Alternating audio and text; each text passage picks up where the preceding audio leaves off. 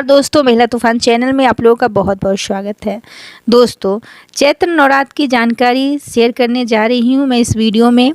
इस वीडियो में हम जानेंगे कि चैत्र नवरात्र का व्रत कब प्रारंभ हो रहा है, प्रतिपदा इस की तिथि क्या है और घट स्थापना का शुभ मुहूर्त क्या है दोस्तों। और इस वीडियो में हम जानेंगे कि पूजन सामग्री में किन 3 चीज़ों को शामिल करना वर्जित है और नवरात्रि 9 दिनों के दौरान हमें किन चीज़ों को अपने घर में लानी चाहिए जिससे कि हमारे घर में बरकत बनी रहती है और माता रानी जो है प्रसन्न होती हैं।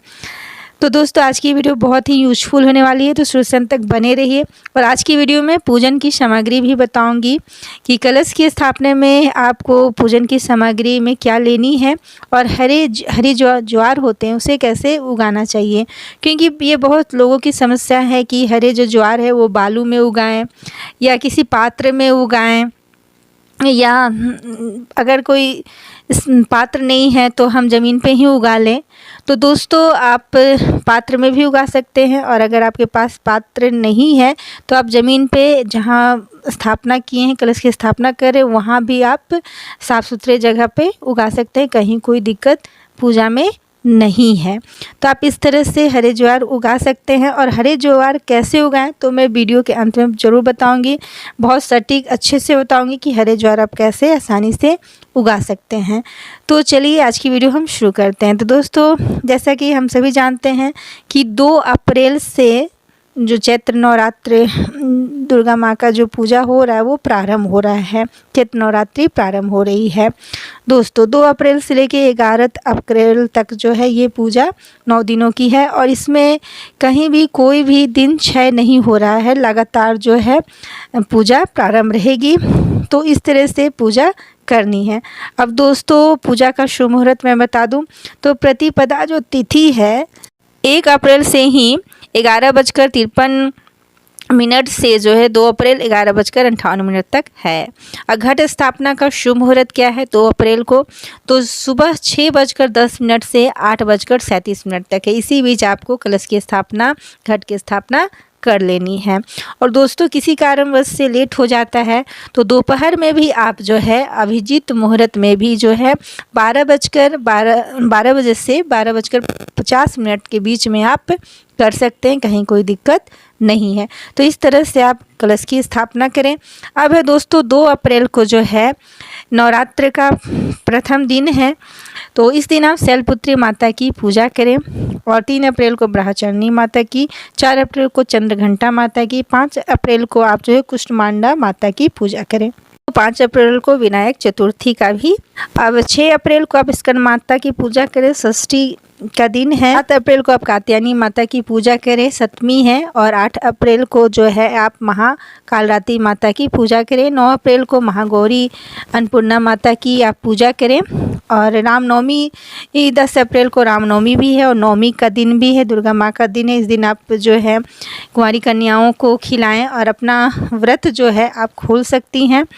और 10वां दिन जो है 11 अप्रैल को जो है वो 10वां दिन है, दशमी का दिन है। कलश के लिए क्या सामग्री आपको लेनी है, तो कलश स्थापना के लिए आप कलश मिट्टी का कलश लें या पीतल के लोटे को भी आप कलश के रूप में इस्तेमाल कर सकते हैं। सोने चांदी का अगर हो तो ले सकते हैं, लेकिन स्टील का लोटा का आप इस्तेमाल ना करें। अब है कलश की स्थापना के लिए आम का पल्लो लें, चावल लें, 7 प्रकार के अनाज लें, हरी ज्वार उगाएं, जौ लें, गंगा जल लें, कलावा लें, सुपारी लें, जटा वाला नारियल लें। ध्यान रखिए कि आपको जटा वाला ही नारियल लेना है और नारियल में पानी भरा होना चाहिए, मतलब उसमें पानी होनी चाहिए।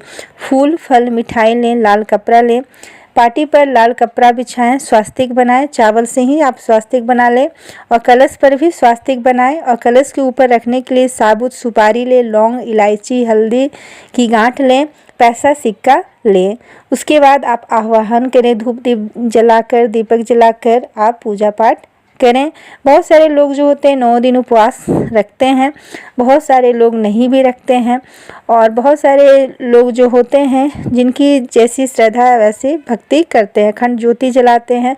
बहुत सारे लोग जो 9 दिन दुर्गा सप्तशती का पाठ करते हैं तो दीपक जलाते हैं। पूजन को साक्षी मानकर उसके बाद रामचरितमानस का भी पाठ करते हैं, सुंदरकांड का भी पाठ करते हैं, सुबह शाम आरती करते हैं। तो इस तरह से भी पूजा पाठ करते हैं। तो अब है दोस्तों कि पूजन की सामग्री में कौन सी 3 चीज़ों को हमें इस्तेमाल नहीं करना चाहिए। तो दोस्तों कभी भी पूजन की सामग्री में जो है आप जटा वाला नारियल ही लें और नारियल में पानी होना चाहिए, इस बात का आप ध्यान रखें। और जब भी उस नारियल को आप कलश के ऊपर रखते हैं तो कभी भी खरी नारियल नवरात्रि की पूजा पाठ में नहीं रखा जाता है, उसे आप लेटा कर ही रखें। और ध्यान दें कि जो उसका पॉइंट वाला हिस्सा जो है वो आपकी ओर ना हो, दूसरी तरफ हो, और उसका मोटा हिस्सा जो है वो आपकी तरफ होनी चाहिए। इस तरह से आप नारियल को लेटा कर रखना चाहिए, इस बात का भी खास ध्यान रखें। और नारियल में आप जो लाल कपड़ा बांधें नारियल पे और उसमें उसे रक्षा सूत्र से बांध दें और उसे स्वास्तिक भी नारियल में आप बना दें, उसके बाद ही आप उसे कलश पे रख सकते हैं। तो इस तरह से आपको कलश स्थापना करनी है। अब है कि हरे ज्वार कैसे उगाएं। तो हरे ज्वार उगाने के लिए मैं बता दूं कि आप जो ज्वार के जो बीज होते हैं उस बीज को रात में ही साफ स्वच्छ जल लें आप, और अच्छे पात्र लें, बर्तन लें और उसमें फूलने के लिए रात भर छोड़ दें। तो उससे क्या होगा, जितने भी बीज जो होंगे वो अच्छे नहीं होंगे, वो ऊपर आ जाएंगे पानी के ऊपर और अच्छे बीज नीचे ही रह जाएंगे। उसके बाद आराम से जो अच्छे बीज हैं उसे लें और बालू को भी पानी से भिंगा लें थोड़ा, और उसमें आप जो है बीज लगाएं। अब है कि आपके पास पात्र है, कुछ अच्छा साफ़ सुथरा पात्र है, तो उसमें भी बालू रखकर आप जरूर उगा सकते हैं हरे ज्वार। और नहीं तो आप जहाँ माता रानी का पाटी लगाते हैं, लाल कपड़ा या पीला कपड़ा बिछा के स्वास्तिक बना के माता रानी को प्रतिस्थापित करते हैं, तो वहाँ भी अगर जगह है तो वहाँ भी आप नीचे भी हरे ज्वार उगा सकते हैं, कहीं कोई दिक्कत नहीं है। बस आपको वहाँ प्रतिदिन जिस रूम में पूजा हो रही है, जहाँ माता रानी को आपने प्रतिस्थापित किया है, वहाँ झाड़ू आपको नहीं लगाना है। अगर गंदे है या लगाना है तो कपड़े से ही आप साफ़ सुथरा कपड़े से ही हल्का सा वहाँ बाहर देना है, साफ़ कर लेना है। तो इस नियम का आपको पालन करनी है। तो इस तरह से आप जो है नवरात्रि की पूजा करें, माता रानी को प्रसन्न करें। अब है कि और कौन दूसरी चीज़ क्या है जो हमें माता रानी को नहीं चढ़ानी चाहिए। तो कभी भी लौंग जो हम माता रानी को बहुत प्रिय है चढ़ाना चाहिए, 9 दिन लौंग का भोग आपको लगाना चाहिए, लौंग इलायची आपको चढ़ानी चाहिए। तो लौंग इलायची में जो कटा छटा लौंग होता है जिसके फूल टूटे हुए रहते हैं, तो ध्यान रखें कि जो लौंग हो साबुत हो, फूल वाला हो, उसे ही माता रानी को आप चढ़ाएं, खंडित लौंग नहीं चढ़ाना चाहिए। तीसरी कौन सी चीज़ है जो नहीं चढ़ानी चाहिए, पूजा पाठ में शामिल नहीं करना चाहिए पूजन की सामग्री में। तो आपको जो है मुरझाया हुआ फूल जो होता है या अपवित्र फूल जो होता है, जैसे बाहर से या चुराया हुआ फूल होता है, उसे अगर आप पॉकेट में रख कर आ गए हैं तो अपवित्र फूल, मुरझाया हुआ फूल, चुराया हुआ फूल आपको नहीं चढ़ानी चाहिए। मांगा हुआ फूल आप चढ़ा सकते हैं, कहीं कोई दिक्कत नहीं है। तो इन बातों का आपको खास ध्यान रखना है। अब नवरात्रि के 9 दिनों में आपको कौन सी चीज़ें अपने घर में लानी चाहिए जिससे घर में आपके बरकत हो, माता रानी आपसे प्रसन्न हो। आपको कमल पर विराजमान लक्ष्मी माँ की तस्वीर लानी चाहिए, मोर पंख लानी चाहिए, गाय का शुद्ध घी लाना चाहिए, तुलसी का पौधा या केला का पौधा आपको लाना चाहिए, शंख लाना चाहिए। तो इन सारी चीज़ों को अगर आप नवरात्रि के 9 दिनों के दौरान बीच में लाते हैं तो आपके घर के लिए बहुत ही शुभ माना जाता है और आपके घर के लिए अच्छा माना जाता है। तो ये कार्य आप कर सकते हैं।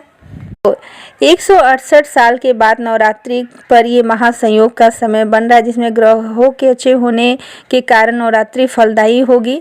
तो इस समय शादी विवाह के भी आप उपाय कर सकते हैं। नेक्स्ट वीडियो में शादी विवाह के उपाय बताऊंगी और धन संबंधी या बहुत सारी समस्याएं जो भी हैं उसके लिए भी मैं कुछ बताऊंगी आप लोगों को उपाय।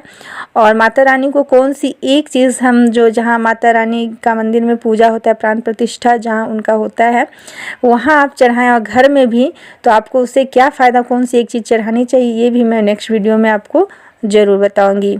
दोस्तों जो नारियल होता है वो श्रीफल होता है, तो आप जटा वाला नारियल, पूर्ण नारियल ही चढ़ाएं, टूटा फूटा नारियल ना चढ़ाएं, और पानी वाला नारियल, जटा वाला नारियल ही चढ़ाएं। और कैसे चढ़ाना है, तो लाल कपड़ा में नारियल को आपको लपेट लेना है, मोली बांध देनी है, स्वास्तिक उस पर बना देना, उसके बाद ही उसको आपको कलश के ऊपर रखना है। अब है दोस्तों, मैं एक उपाय बता ही देती हूँ कि आपको एक नारियल लेना है और उसमें आपको सिंदूर और चमेली के तेल से में मिलाकर एक स्वास्तिक बना लेना है और माता रानी का जहाँ आप पूजा करें घर में ही रखना है 9 दिन। उसके बाद 10वीं के दिन आपको क्या करना है कि हवन करने के बाद आप उस नारियल को जो है अपने जहाँ भी आप पूंजी रखते हैं, धन रखते हैं, वहाँ आपको उस नारियल को रख देना है। इससे धन धान्य की समस्या समाप्त हो जाएगी।